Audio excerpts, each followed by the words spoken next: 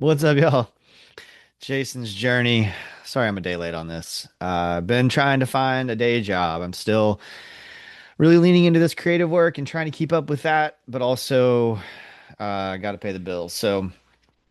Um, it's been hectic, honestly. I don't want to go too deep into it, but just like a lot going on, and I'm really trying to think outside the box in terms of what I could do to make money and my day job, maybe getting out of education.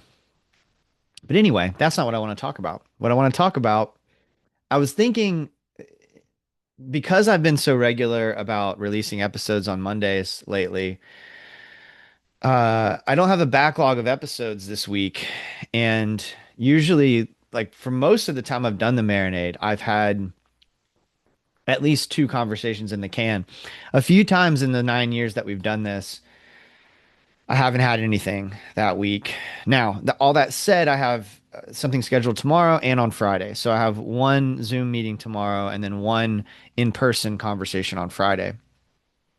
So we'll be, 2 weeks uh, ahead at that point, and then, well, 1 week ahead, I guess. And then I have a whole bunch of irons in the fire. And so I just wanted to talk a little bit about like what that process looks like.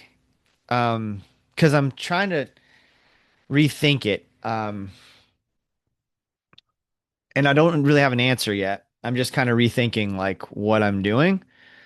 So let me try to explain. I get guests in one of a few different ways. Um, Probably the most common now is that I have relationships with a bunch of publicists, and those publicists will reach out to me with a record, oftentimes an advanced listen to a record, and or a book. Increasingly, thankfully, I've had authors. I would love to have more authors on, but that's a whole different world. Um, but some creative, right? Will their publicists will reach out to me, and with some people, with some publicists, I have an ongoing relationship with them, and so like they like the show, they like me, they know I'm going to do a good job. They want their client on my show. Sometimes it's a general pitch, so some publicists will just send you like just like, hey, here's the new record for Ian No, for example. Like that wasn't targeted to me, but I recently got Ian No's forthcoming record, which is outstanding, by the way. And I'm trying to get Ian on, and I think we're gonna be able to make it happen. But um, that was one of those that like it was a general pitch. It was just like sent out to a bunch of media outlets, and I was one of them. And then I reached back out and said, huge fan, thank you for this. I'd love to have Ian on the show. And then sometimes it's like, hey, Jason, I think you'd like this person. And some publicists I'm close enough with now that like they'll text me or we have regular conversations about things. So that's one way, right? Publicist pitching. A second way is that I just know the person in some way, like the guests I'm going to have on Friday are just people that I know. So, that's always a lot of fun. That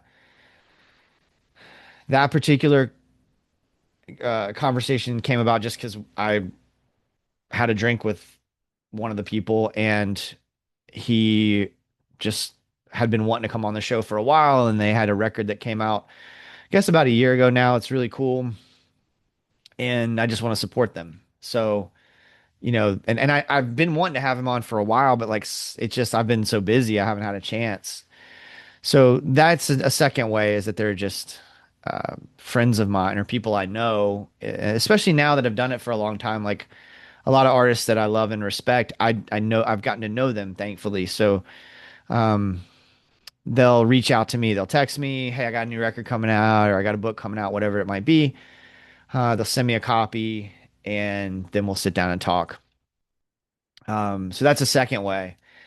The third way is that I pitch people, right? So I don't do much of this anymore, only because I'm so busy with the first two ways, right? So when I first started the show, I had a relationship with a few publicists because I'd written about music for a few years. Not long though, just a couple of years had I really regularly written about music. So I kind of gotten a sense of how it all worked in terms of getting, interviews with people. Excuse me. But I didn't really know, I didn't have all those relationships yet, right? So I just shot my shot with people, and things were a lot different back then.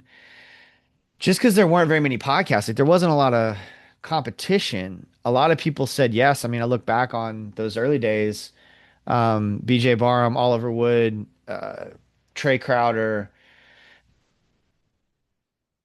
James McMurtry, right? Like podcasts weren't. I mean, those are my first five guests. Verlin Thompson too, but people just didn't know what podcasts were. They, or if they did, they didn't fully understand them, and they weren't everywhere. It wasn't like everybody had a podcast. So early on, I really benefited from the fact that like people weren't getting pitches from podcasts all over the place. It was me and a couple other people doing what I do. Joe Pug, Brian Koppelman. That's about it that I was aware of. And there were others too. There was a guy named Damien. I forget Damien's last name. But he was based out of Colorado at the time. He had a show called, I think it was called Damn It, Damien. And he had some really cool guests on. Like I got into him because he had Micah Schnabel on. Uh, but he also had like Mike Birbiglia, the comedian. He was pretty big comedian. Because nobody was doing it. Like Birbiglia didn't have his own podcast back then. Nobody really did. There was just very few people doing what I now do. And now there's a whole bunch of people that do the same thing. So I kind of pitch less for a few reasons. That said, when I go to cover a festival, I get pitches still, right? Hey, so and so is going to be on site, especially Bonnaroo. Super bummed Bonnaroo's not coming going to be here this year. But I feel confident it's going to come back next year. Or sorry, it's not going to be here next year, but the following year I think it'll come back. And it's going to give me an opportunity, just a quick aside, to hopefully cover Laurel Cove Festival again, which is a really special event, and I'm very excited about the possibility of covering that. All right, back to the conversation. I just started. I have some time this afternoon. I had a job interview this morning. I have one tomorrow. I have a couple of things I got to do tomorrow, but I kind of have some time right now on my hands this afternoon. And so I was thinking of like pitching somebody, like shooting for the moon. I have a pitch out to Ray Wiley Hubbard. That was one of those more general emails that I got where they emailed me. Um, but not specific to the marinade, right? I just got like a PR email. So I reached back out and they said they'd see if they can make it happen. We'll see. I've been trying to get him on for years. He's a dream guest.